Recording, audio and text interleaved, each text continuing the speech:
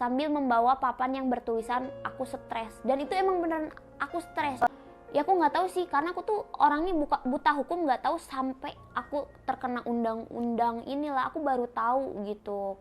Buat masyarakat Indonesia dimanapun kalian berada, pokoknya lapisan masyarakat, saya mohon maaf atas kelakuan saya atau tindakan saya memakai bikini di pinggir jalan. Semoga dimaafkan.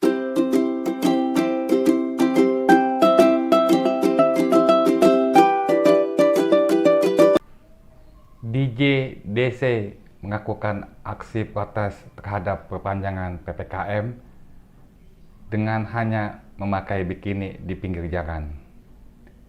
Dia kemudian ditangkap dan ditetapkan sebagai tersangka. Dijerat dengan pasal 36 Undang-Undang Nomor 44 Tahun 2008 tentang pornografi, yang ancaman pidananya maksimal 10 tahun atau denda sebanyak-banyaknya 5 miliar. Dia sempat ditangkap namun tidak ditahan.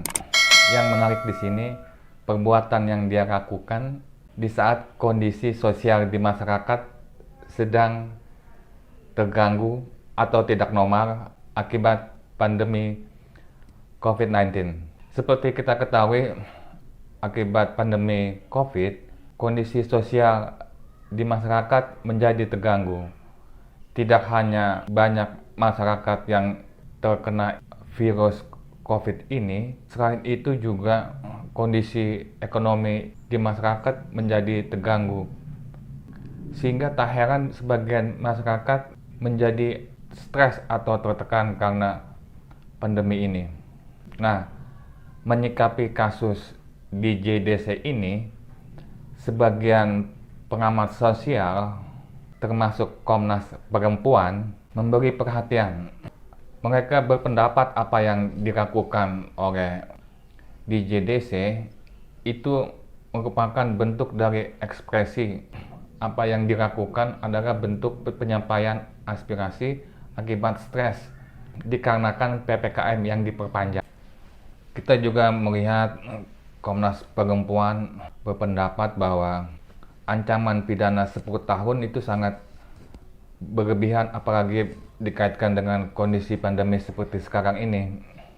Penting untuk melihat tindakan yang dilakukan DJ DC itu dari berbagai sudut, tidak hanya mengedepankan aspek hukum saja. Banyak orang mengalami stres dan depresi akibat kondisi pandemi COVID seperti sekarang ini, sehingga salah mengambil keputusan lantaran stres.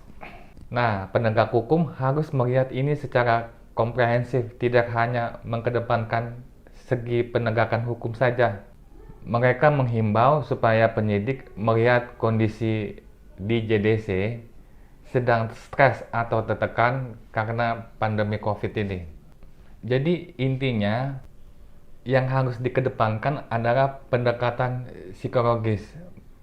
Dikhawatirkan jika kasus di JDC ini dilanjutkan ke meja hijau, akan mengakibatkan kondisi psikologis si tersangka semakin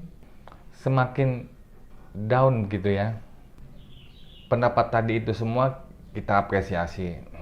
Ada benarnya juga, mengingat dalam hukum pidana terdapat azas ultimum remedium, di mana di situ dijelaskan hukum pidana sebaiknya dijadikan upaya terakhir dalam penegakan hukum.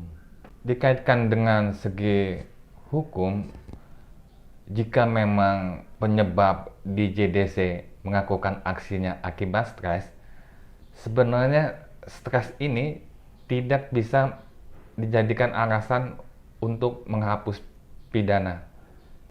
Salah satu alasan yang bisa menghapus pidana diantaranya orang dengan gangguan jiwa atau ODGJ.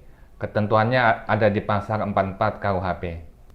Itu pun jika tersangkanya diduga ODGJ, penyidik tidak bisa serta-merta menghentikan perkaranya di tingkat penyidikan. Hakim yang memutuskan apakah terdakwa tidak bisa dimintai pertanggungjawaban atas perbuatannya karena jiwanya terganggu akibat penyakit. Jadi sebenarnya stres itu bisa dikatakan levelnya di bawah gangguan jiwa ya. Stres merupakan tekanan yang membuat orang harus beradaptasi dalam menghadapi sesuatu supaya bisa bertahan hidup.